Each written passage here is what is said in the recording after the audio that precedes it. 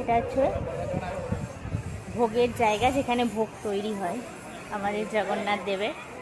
চলো তোমাদের দেখাচ্ছি। অপূর্ব অপূর্ব লাগছে, কি বলবো। দেখো, যারা আসনি তাদের প্রত্যেককে বলবো একবার করে অন্তত আসতে। এই দেখো, এটা হচ্ছে ভোগের কিচেনের জায়গা। এটা দেখো, সব রেডি করাই আছে এখানটা। দেখো, তোমরা দেখতেই পাচ্ছ।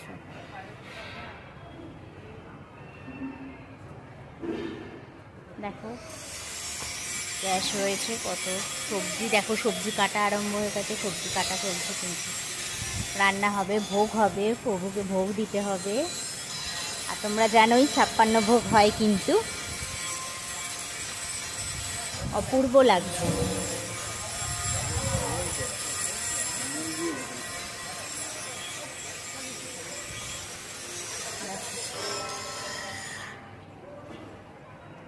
ওহ, দেখো সৌন্দর্য, দেখো শুধু।